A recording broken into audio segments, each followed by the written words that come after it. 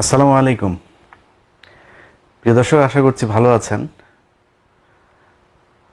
যে বিষয় নিয়ে আপনাদের সামনে কথা বলতে এসেছি সেটা হচ্ছে বাংলাদেশের এই চলমান যে রাজনৈতিক বলবো কিছুটা উত্তপ্ত অবস্থা বিরাজ করছে, এবং সেই উত্তাপের সবচেয়ে বেশি তাপ যাদের নিচে দিয়ে লাগছে তারা হচ্ছে এতদিন ধরে যারা তেলের মধ্যে ভাসছিলেন, যারা মানে কোনো কিছুকেই কোনো কিছু মনে করছিলেন না। আমেরিকা, কানাডা, সুইজারল্যান্ড যা আছে সবার চাইতে ওনারা এগিয়েছিলেন। সেই কারণে তাদের যন্ত্রণাটা একটু বেশি। তো এখন আমেরিকার এই যে তালিকা, এই তালিকায় আর কারা কারা আছে, আমেরিকা কেনই বা এই তালিকা করছে, সরকার কি পড়ে যাচ্ছে, সরকারের এতে কি হবে, লাভ ক্ষতি কার কি হলো, এই নিয়ে নানান প্রশ্ন। ধরুন, আমি নিজেও তো একজন মানে সোশ্যাল মিডিয়াতে মানে মানে কম পরিচিত হলেও একটা শ্রেণী তো আমার ভিডিও দেখে, তাদের মধ্যে কেউ কেউ ধরেন ফোন করে জানতে চায় ভাই কি হচ্ছে এই সেই। আবার অনেকে আছেন দেশ থেকেও অনেক কিছু জানান। তো মনে হলো যে এই বিষয়টা নিয়ে আজকে আপনাদের সামনে একটু আমার যা মনে হয় সেই বিষয়গুলো আলোচনা করব। আমি বিশ্লেষক না বা আমি বিশেষজ্ঞ না। এখন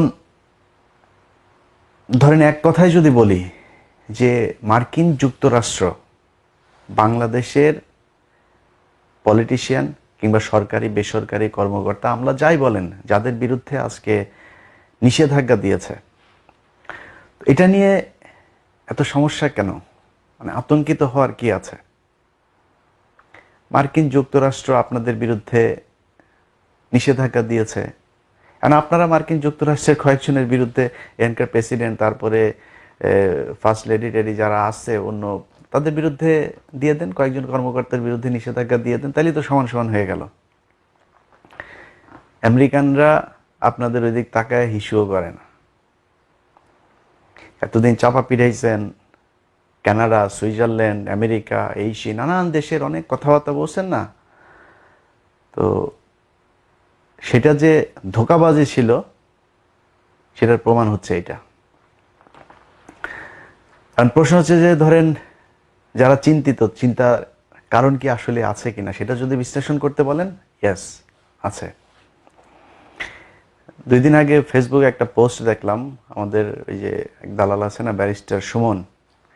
এই ব্যারিস্টার সুমন 13 গরুর মালিক। এই 13 গরুর মালিক আমেরিকা এসছেন। আমি জানতাম না, তার 2 ছেলেকে দেখলাম সে স্কুলে আনতে গিয়েছে। তার আর মানে তার ছেলে মেয়ে কজন সেটাও জানি না, তো মানে আর কেউ আছে কিনা সেটা আমার জানা নেই আর কি। তো এই 2জনকে তিনি স্কুলে আনতে গিয়েছেন, সেই ফেসবুকে পোস্ট দিলেন। তো সেটা আবার আমাদের গ্রুপে দেখলাম। সারাদিন উন্নয়ন আর ডিজিটালের গল্প শোনান। মমতাময়ী, শেখ মুজিব 5G আবিষ্কার করে দেওয়া গেছিল খোয়াবে দেখা। তারপরে শেখ হাসিনা এখন সারা পৃথিবীর রোল মডেল নাকি মডেল টডেল কি বলেন সেগুলি, আর ছেলেরা আইনা ভর্তি করাই দিচ্ছেন এইখানে, কারণ কি? আগে আমারটা বলেন, আমার আবার আমার হেটার যারা আছে তারা আবার এই প্রশ্ন মাঝে মধ্যেই করেন যে আমি এত ইসলাম প্রিয়, তারপরে আমি এত মুসলমানদের পক্ষে কথা বলি, আমি বাংলাদেশের প্রতি এত ভালোবাসা, তাইলে আমি আমেরিকায় এসে বসে আছি কেন? কারণ এই মুহূর্তে বাংলাদেশের যেই ফেরাউন, এই ফেরাউনের চাইতে এই আমেরিকা অনেক বেশি মুসলমান বলেন বা অন্য কোনো ধর্মে বলেন, কোনো ধর্মীয় জনগোষ্ঠীর জন্য অনেক বেশি নিরাপদ। যেহেতু আমি মুসলমান, সেহেতু আমার মুসলমানের কথা বলি। আমি একজন মুসলমান হিসাবে বাংলাদেশের চাইতে আমেরিকায় একজন মুসলমান নিরাপদ। তারা হয়তো অন্য নামে এগুলো করে, এইখানকার জাকাত ব্যবস্থা, এখানকার আইন শৃঙ্খলা ব্যবস্থা, এখানকার একজন নারীকে সম্মান দেয়া, অধিকার, সামাজিক নিরাপত্তা, সব কিছু আমাদের কথিত মুসলমান দেশগুলোর চাইতে অনেক বেশি আগে। এমন বলবেন যে এইখানে আপনার মুসলমানদের কি সুবিধা দেওয়া হয়, শুনেন। আমি এক সময় ধরেন এই যাত্রী আনতে যেতাম ওই যে কি বলে এটা লাগোডিয়া এয়ারপোর্টে, জেএফকে এয়ারপোর্টে, ওইখানে কোনো ধর্মের মানুষের জন্য ইবাদত করার জায়গা নাই, শুধুমাত্র মুসলমানদের জন্য ওইখানে নামাজ পড়ার জায়গা করে দেওয়া আছে। এটা যদি আমার কথা যদি অবিশ্বাস হয়, আপনাদের সুমন সাহেবকে ফোন দিয়ে জিজ্ঞেস করেন।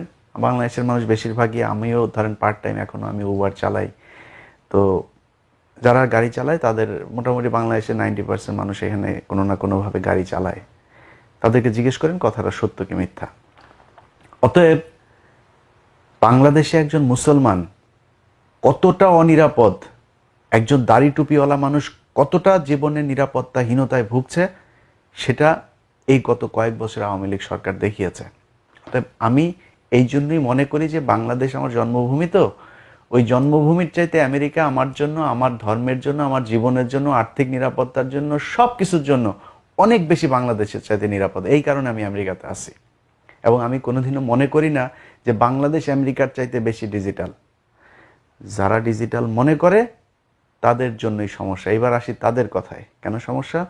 ব্যারিস্টার সুমন সারাদিন ডিজিটাল গপ্প শোনান, এখানে এসে বাচ্চাদের রাখছেন কেন? বেনজির আহমেদ, শুধু বেনজির না, যে কজনের নাম আসছে তারা সহ আরো অনেকে আছে, তাদের বিরুদ্ধে তদন্ত হচ্ছে। তো সেই মানুষগুলো এইখানে সবাই ইনভেস্ট করেছে, দেশ থেকে টাকা চুরি করছে। বেনজির আহমেদের মেয়ে থাকে এখানে, বউয়ের নামে, মেয়ের নামে, নিজের নামে, নামে বেনামে, এখানে অনেক সম্পত্তি তো সেই করছে। এখন তাদের সমস্যা এই কারণে, এই যে সম্পত্তি এতদিন ধরে এখানে পাঠিয়েছে, দেশে দুর্নীতি করে, মানুষ খুন করে, গুম করে, সেই টাকা তো সব মার গেল। এই জন্যই তাদের সমস্যা। তো বর্তমান সরকারের আমেরিকা যেই কারণে তাদের উপরে চড়েছে, সেটা আমেরিকার নিজস্ব ব্যাপার, তাদের পররাষ্ট্র মন্ত্রণালয়ের ব্যাপার, জাতিসংঘের ব্যাপার। আমেরিকা সারা পৃথিবীতে মানবাধিকার যেখানেই লঙ্ঘন হয় সেখানেই তারা সেটার বিরুদ্ধে হস্তক্ষেপ করে, পদক্ষেপ নেয়, এবং বাংলাদেশও ঠিক একইভাবে নিয়েছে। বাংলাদেশকে যে আজকে প্রথম তারা এটা জানাচ্ছে তা না, তারা ধাপে ধাপে বিভিন্নভাবে জানিয়ে এসেছে।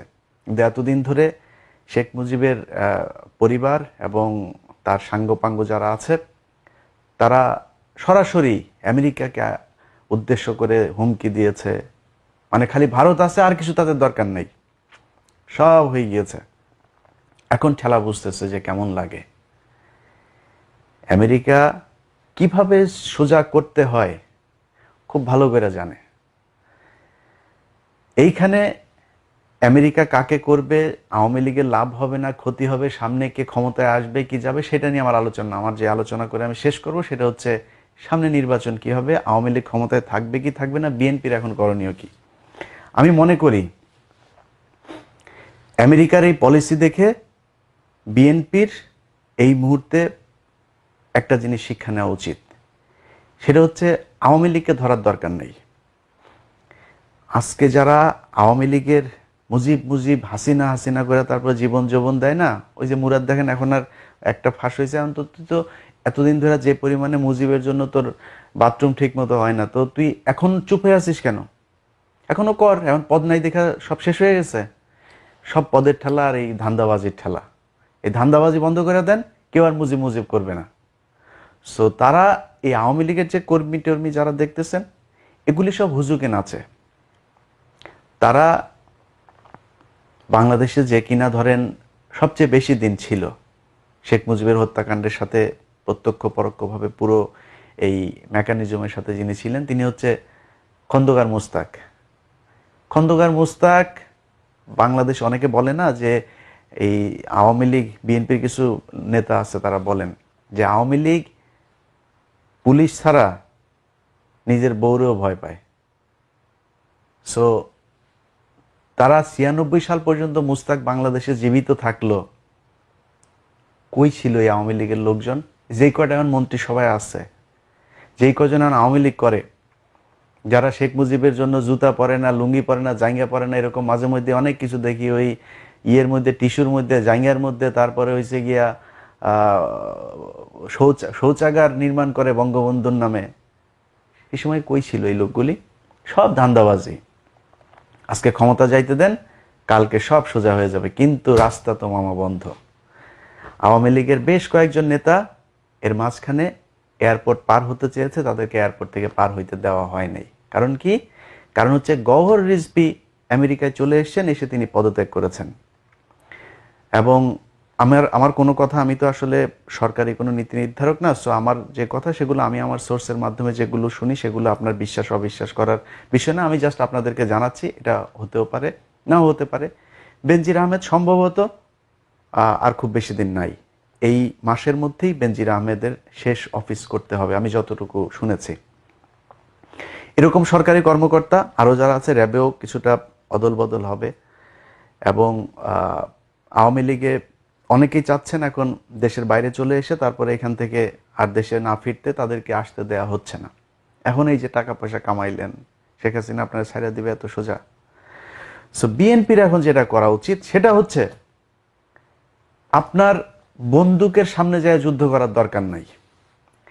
রাকিব উদ্দিনের কথা মনে আছে না? ছিল যে আপনার প্রধান নির্বাচন কমিশনার, ওর তো এখন চাকরি নাই, ওর এখন পুলিশ পাহারাও নাই। ওরে এখন যা শেখ হাসিনা বলছিল না, ছাত্রলীগকে নির্দেশ দিয়েছিল ওই যে রাস্তায় শিক্ষার্থীরা যে নিরাপদ সড়কের আন্দোলন করছিল, ছাত্রলীগকে বলছিল ওদেরকে বুঝাই নিয়ে আসো। ছাত্রলীগ মনে আছে ধানমন্ডিতে বুঝাইছিল কিভাবে? তো ইউটিউবে কথা বলতেছে তো অনেক কিছু বলা যাবে না, ওইভাবে বুঝাই দিয়ে আসেন ওরে। ওরে বুঝাইতে তো সমস্যা নাই। সো এই যে আরেক হুদা আছে, হুদা যাবে না, হুদারে বুঝাবেন। সেনাপ্রধান গেছে না, যে কিনা বিজিবির মহাপরিচালক থাকা অবস্থায়, সেনাপ্রধান থাকা অবস্থায় রাজনৈতিক বক্তব্য দিয়ে গুলি করে মেরে ফেলবে, বন্দুক এমনিতেই দেয় নাই, গুলি এমনিতেই দেয় নাই, রাস্তায় নামলে শোয়ায় দিব। বেনজির আহমেদ বলতেছে না শোয়ায় দিব। এই যে পদে যারা আছে, এরা পদ থেকে যাওয়ার সাথে সাথে বেনজিরকে বাইরে যাইতে দিবে না। আমেরিকা যদি আসতেও দেয় তাও আওয়ামী লীগ যাইতে দিবে না, এটা মাথায় রাখেন। সো এখন আওয়ামী লীগের যারা আছে বা এই বিভিন্ন প্রশাসনে যারা আছে, তাদের দেশে যাওয়ার রাস্তাটা বন্ধ মোটামুটি। এরা ক্ষমতার থেকে যাওয়ার সাথে সাথে, মানে আওয়ামী লীগ ক্ষমতা না, ওদের ক্ষমতাটা শেষ হওয়ার সাথে সাথে ওদেরকে শিক্ষা দিতে হবে। তাইলে কি হবে জানেন? কারণ আজকে বিএনপি যদি নাকি পুরা মাঠ দখল করে নেয়, একটা গুলিও চলবে না, একটা গুমও হবে না, কেউ খুন হবে না, আমি গ্যারান্টি দিলাম। সো যারা কিনা আজকে এগুলো করছে, এই নিষেধাজ্ঞায় কিন্তু সব হুঁশ হয়ে গেছে। আপনারা বিএনপি যখন রাকিব উদ্দিনকে, হুদাকে, বেনজিরকে, আজিজকে যখন শিক্ষা দিবেন না, তারপরে ওই চেয়ারে যারা থাকবে তাদের মাথায় থাকবে যে আমাকে এখান থেকে রিটায়ারমেন্টে যাইতে হবে, যাওয়ার পরে আমার অবস্থা তো এরকম হবে। শিক্ষা ওগুলিরে দেন। 1 মাসের মধ্যে বাংলাদেশে আওয়ামী লীগকে ফেলাই দেওয়া যাবে, 1 মাসের মধ্যে। বিএনপি যদি চায়। কেমনে চায় জানেন? আমি বললাম একটু আগে যে ইউটিউবে কথা বলছি তো অনেক কিছু আপনাদের ইশারায় বুঝে নিতে হবে। জাসদের কথা মনে আছে? জাসদ গণবাহিনী সর্বহারা, তো রক্ষী বাহিনী, মুজিব বাহিনী, এগুলোর ধরেন অত্যাচারে, প্রশাসন এগুলোর অত্যাচারে না, ওই সময় মুক্তিযোদ্ধারা যারা ছিলেন তারা আলাদা একটা দল গঠন করেছে, সেটাই হচ্ছে জাসদ। তো শেখ মুজিব ক্ষমতায় আসার মাত্র 1-1.5 বছরের মাথাতেই আরেকটা রাজনৈতিক দলকে দাঁড়াইতে হয়েছিল। কেন? কারণ হচ্ছে শেখ মুজিবের আশপাশের পছন্দের লোক ছাড়া আর কারোরে তিনি মানুষ মনে করতেন না। এই যে আজকের মুক্তিযোদ্ধা বিষয়ক মোজাম্মেল, আমার কথা না, আমি যদি পৃষ্ঠা নাম্বার ভুল না করে থাকি, হুমায়ুন আহমেদের দেয়াল পত্রিকার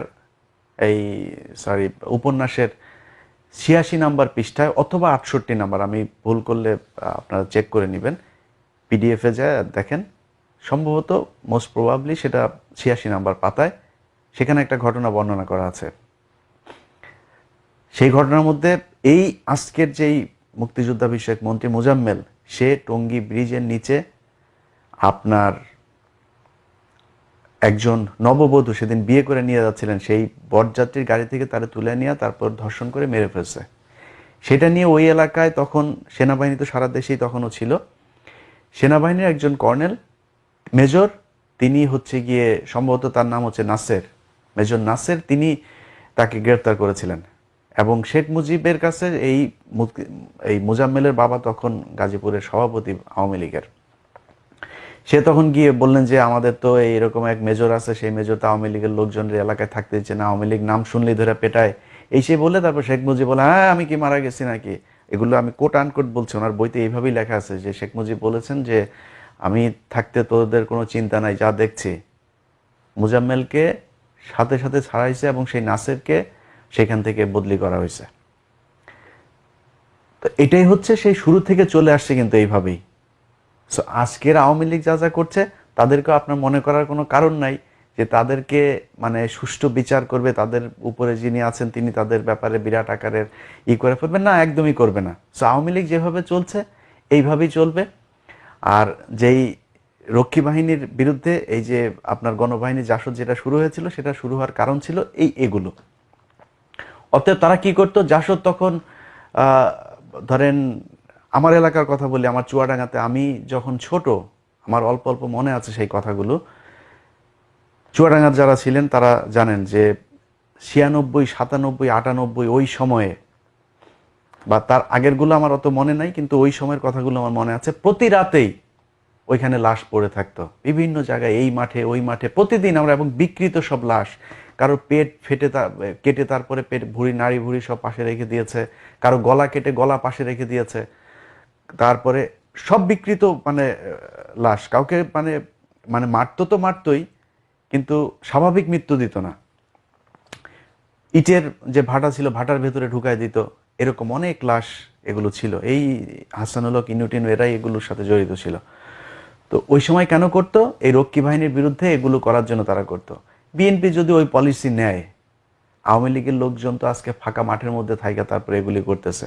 ঢাকা বিশ্ববিদ্যালয়ে ছাত্রলীগ 2 দিন পর পর ছাত্রদলকে পেটায়। আরে ভাই, মার খাইতে হয় না, যাওয়ার দরকার নাই তো।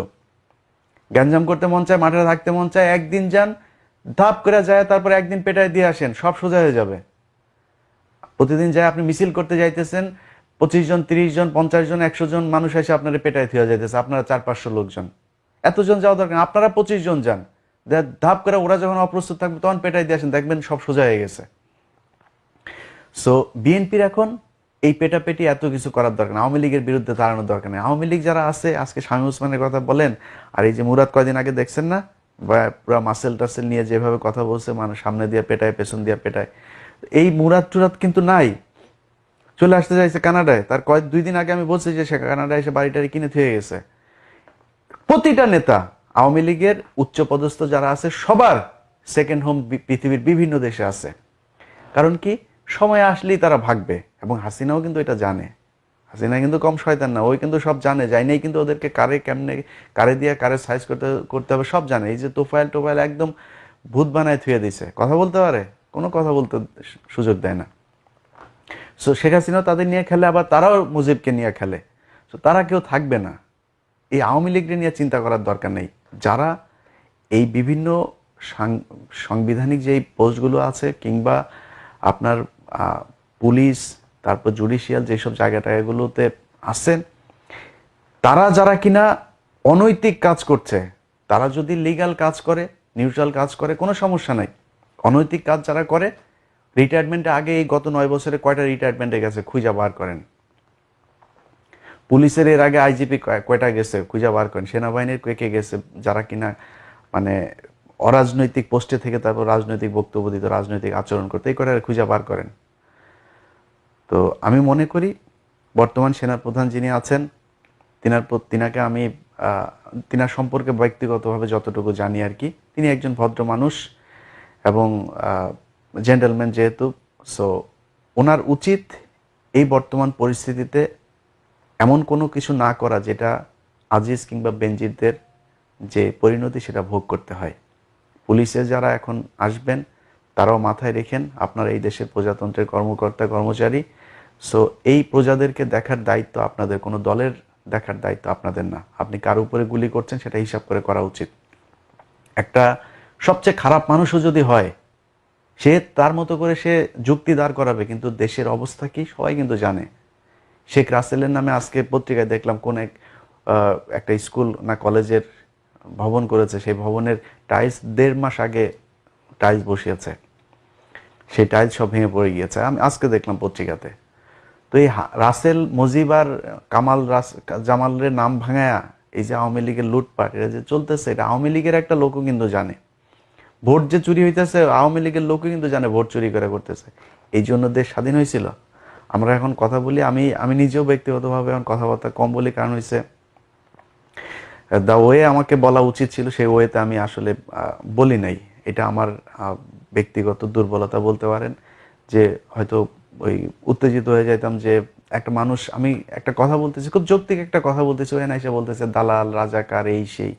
আরে ভাই আমি কি বলতেছি শোনেন, আপনার যদি মনে হয় আমি কোনো পলিটিক্স করি, এটা আপনার মনে হইতে পারে, কিন্তু আপনি আইসে উল্টাপাল্টা কথা বলেন, এবং ওগুলি আমার ইগনোর করা উচিত ছিল। আমি সব সময় অনেক বেশি প্রতিক্রিয়া দেখাইতাম, এটা আমার পক্ষে এই কারণে আমি ভিডিওতে কথাবার্তা বলাও কমিয়ে দিয়েছে, বলি না বললেই চলে, খুব কম ভিডিও টিডিও তৈরি করি। সো এই যে মানুষগুলির যে আপনি বুঝাবেন না, বুঝাইতে পারবেন না, তারা এইভাবে আপনার উল্টাপাল্টা মন্তব্য করবে, আজে বাজে কথা বলবে। তো আপনি যে আমার বিরুদ্ধে কথা বলতেছেন, আপনার দেশ খুব ভালো যাইতেছে, আপনি নিজেরে প্রশ্ন করেন না। আপনি একজন ছাত্রলীগের নেতা, আপনি নিজেরে প্রশ্ন করেন আপনার আশপাশে যা আছে, আপনি আপনি যে কাজটা করতেছেন, আপনার এই কাজটা আরেকজন মানুষের উপরে চাপাই দিয়ে চিন্তা করেন যে যা যা করেন, ইয়াবা ব্যবসা, নারীবাজি, মানুষের জমির ইয়েতে যায় তারপরে টাকা নেওয়া, মানুষ বাড়ি করতেছে ওইখানে যায় টাকা নেওয়া, যা চলতেছে এখন দেশটাতে, এটা যদি একটা ভালো মানুষের বৈশিষ্ট্য হয় তাহলে হয়েছে। আজকে একটা ওয়াজ শুনতেছিলাম একজনের, সেই ওয়াজের মধ্যে সেই লোকটা, এক চেয়ারম্যান এসে উঠছে স্টেজের মধ্যে, এসে বলতেছে যে মাইক টাইক নিয়ে বলতেছে আপনি তো পাকিস্তান বানায় ফেলতেছেন। কি হয়েছে, কি পাকিস্তান? কারণ উনি বলছে দিন ইসলাম জিন্দাবাদ। এটা কেন বলছে? আল্লাহু আকবার, নারায়েত তকবীর, আল্লাহু আকবার, এগুলি হচ্ছে পাকিস্তানি স্লোগান।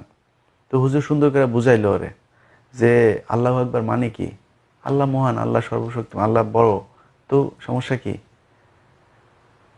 জানে না, ওরে শেখানো হয়েছে যে পাকিস্তান, এই না জিন্দাবাদ মানে পাকিস্তানি, আল্লাহু আকবার মানে পাকিস্তানি, এটা পাকিস্তানিরা বলে। তো ও কি বলবে? ও বলে হরে কৃষ্ণ হরে রাম, এগুলি বলবি তোরা, বল তোরা, সমস্যা কি? আমরা তো ওগুলি বলবো না। তো ওই হুজুর দেখলাম ও এক গান শুরু করলো, সেই গানের মধ্যে ওরে জুতা দিয়া পেটায়া পুটায়া যা ইচ্ছা তাই করলো। আমার খুব মজা লাগছে ওই হুজুরের ওয়াজ শুনে। মানে উনি পাশে বসে রয়েছে চেয়ারম্যান, উনি গানের মধ্যে দিয়া নাস্তিক তোরে জুতা দিয়া পেটানো হবে এই সে গান শোনায় দিল। এই গান শুনে ওরা ইচ্ছা মতো শাস্তি। যাই হোক, তো এই যে এই চেতনা দিয়া এই যে দুই নাম্বারই ধান্দাবাজি, এগুলি করে লাভ নেই। বাংলাদেশের মানুষ হয়তো চুপ করে আছে, আওয়ামী লীগের লোকজন যারা ধান্দা করতেছে তারাও ধান্দা মজা নিতেছে। মুজিবের নাম ভাঙায় যদি 2 পয়সা ইনকাম হয়, সমস্যা কি? করতেছে। সময় আসলে কেউ থাকবে না, সামনের সময় খুব খারাপ। সো একটু হিসাব করে চলতে হবে। আমেরিকায় যারা এতদিন লুটপাট করে টাকা পাঠাইছেন, সেটা কিন্তু খাওয়া বন্ধ হয়ে যাচ্ছে। কোন দিকে যাবেন? 2 নৌকায় পা দিয়ে। কিছুদিন আগে একটা নিউজ করছিলাম, আমি একটা প্রোগ্রাম করছিলাম, সেটার নাম দিয়েছিলাম স্বামী স্ত্রীর বিচ্ছেদ, এরকম কিছু একটা। তো স্বামী স্ত্রীর বিচ্ছেদের ওইখানে দেখাইছিলাম যে চীন ইন্ডিয়া কেমনে কি করতেছে, অনেক কিছু আছে, এখানে বলা যাবে না, বললামও না। সো বুঝা নিয়েন আর কি। হ্যাঁ, হাসিনা কোন দিকে যাইতেছে, কি চাইতেছে, আমেরিকা কেন কি করতেছে, একটু বুঝা নেন।